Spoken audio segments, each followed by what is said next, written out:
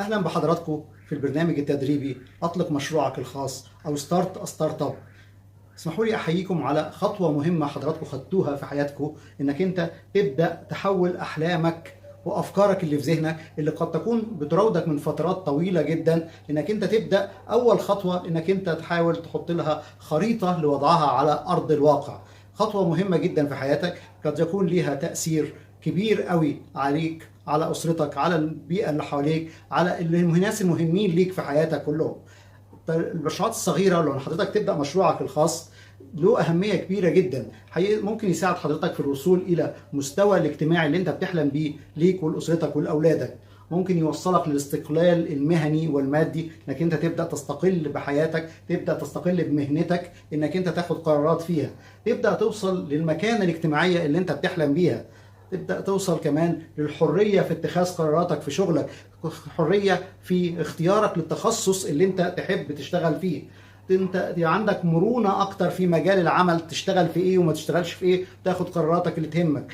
كمان انك انت تقدر تسيب الاثر اللي انت تحبه والتغيير اللي تقدر عايز تضيفه في العالم. جايز تكون انت محدود في شغلتك وفي الوظيفه اللي حضرتك بتقوم بيها، انك انت محكوم بحدود معينه ما تقدرش تتجاوزها، لكن لما هتبدا انت تنفذ فكرتك وتنفذ مشروعك على ارض الواقع، هيبدا ده انك انت تقدر تعمل التغيير اللي انت عايز تعمله، تسيب الاثر اللي انت عايز تعمله.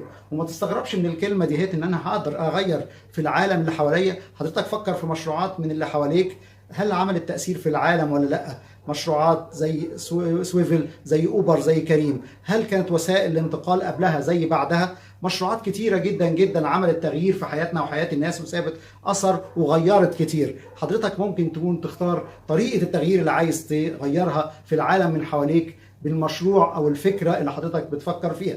كمان ممكن حضرتك تبدا عن طريق شغلك في العمل الخاص انك انت تختار النمو المعرفي. انا عايز اخد، لو انت حضرتك استشاري في مجال، عايز تقدم استشارات في مجال المحاسبه، في مجال القانون، قد يكون عملك في مجال الكوربريت او الشركات محدود بان هم بيوجهوك، والسياسه العامه واستراتيجيه المؤسسه اللي حضرتك بتعمل فيها بتوجهك انك تشتغل فين، لكن وبتنمو فين وبتتعلم ايه، لان المؤسسه محتاجه ده. النمو المعرفي حضرتك انا عايز اتعلم اكتر في ان انا ادخل في مجالات معينه، انت اللي هتاخد القرارات دي، فهيبقى لك حريه قد تكون اكبر كتير، مش عايز اقول حريه مطلقه، لكنها حريه اكبر كتير في اتخاذ القرارات، انك انت تستغل الفرص وتختار من الفرص اللي حواليك. كل دي هتكون مزايا حضرتك بتضيفها لنفسك، بما انك قررت انك انت تبدا انك تنفذ فكرتك وانك انت تحط افكارك دي على ارض الواقع. عشان حضرتك قدمت في المشروع ده معناه ان حضرتك عندك، وقدمت في هذا البرنامج، انك انت عندك خبرة في وظيفة خدمية او استشارية في مجال معين، عندك فكرة تتعلق بهذه الخبرة، فكرة مشروع ما تتمنى قد تكون مطابقة للوظيفة اللي انت بتقوم فيها في وضعك الحالي، او تكون متفرعة عنها او حتى مختلفة عنها تماما، لكن استفدت بعض الخبرات من عملك الحالي فيها.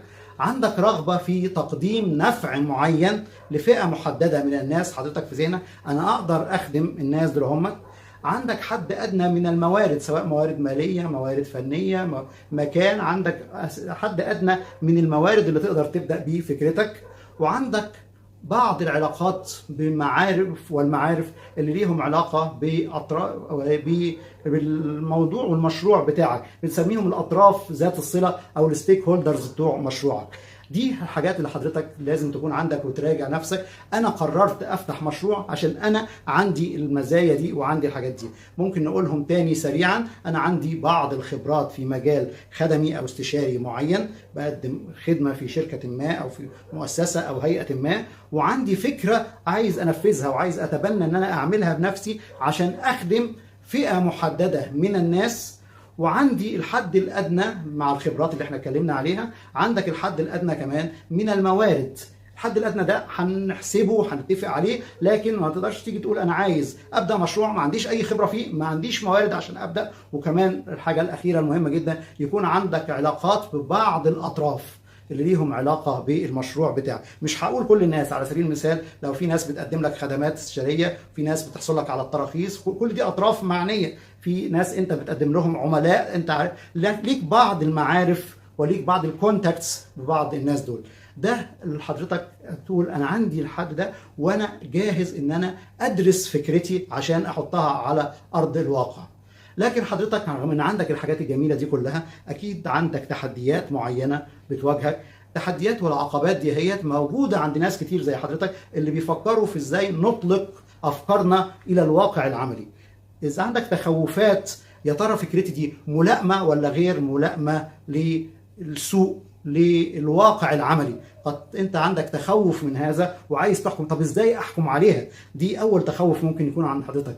تاني حاجه ممكن طب ازاي ادرس فكرتي دي؟ ازاي احول الفكره دي هي ان انا اقول دي الفكره اللي في ذهني، ازاي انا درستها خلاص وان انا جاهزه ان انا احطها على ارض الواقع وتاكدت من صلاحيتها. طب ده بيتعمل ازاي؟ دي جزء تاني من التخوفات والتحديات اللي ممكن تكون موجوده عن حضرتك.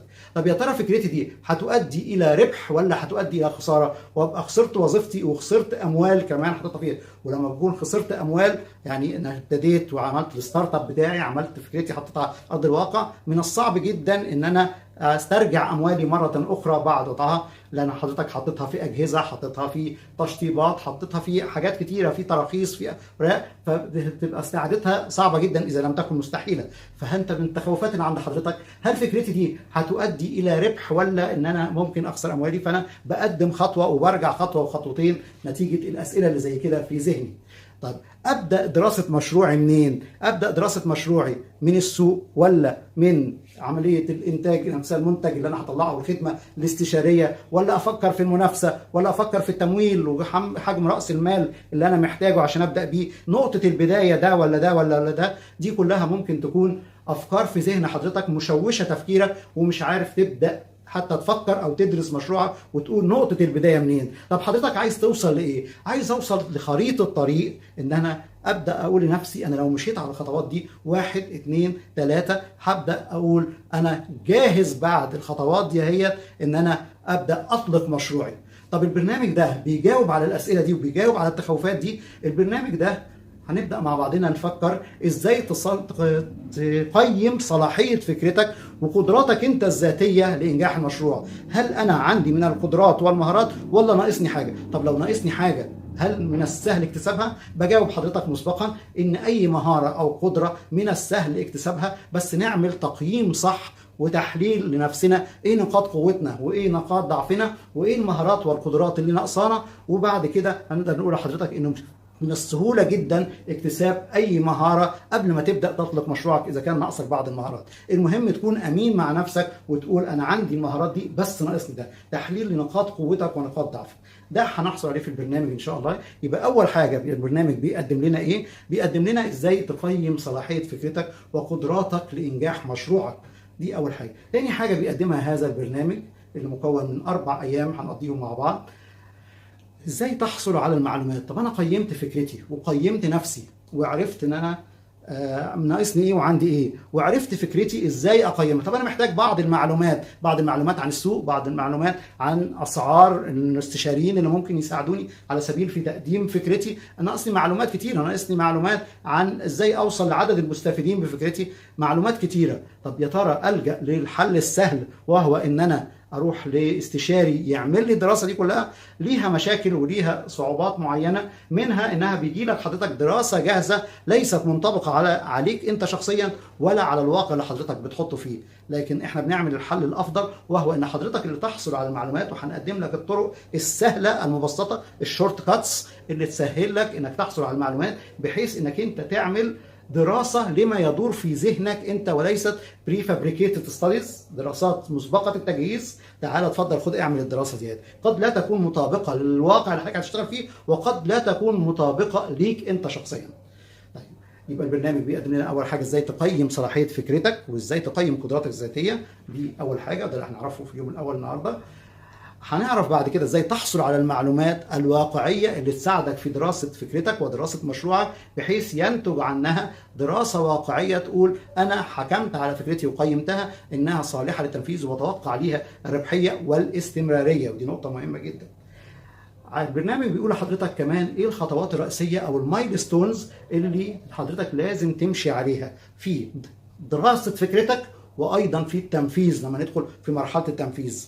عشان الجزئيه اللي احنا قلنا في تخوفات ناس كتيره بتعبر عن ده، تقول انا تايه مش عارف ابدا احط الاول اقيم ان انا احتياجاتي ايه والمكان اللي هشتغل فيه، ولا الاول ادرس السوق، ولا الاول اجيب التمويل. فهنحط لحضرتك ان تتابع الخطوات، وهنسميها المايلستونز الرئيسيه اللي لازم تمشي فيها عشان تدرس فكرتك، وانك انت بعد كده عشان تنفذ هذه الفكره.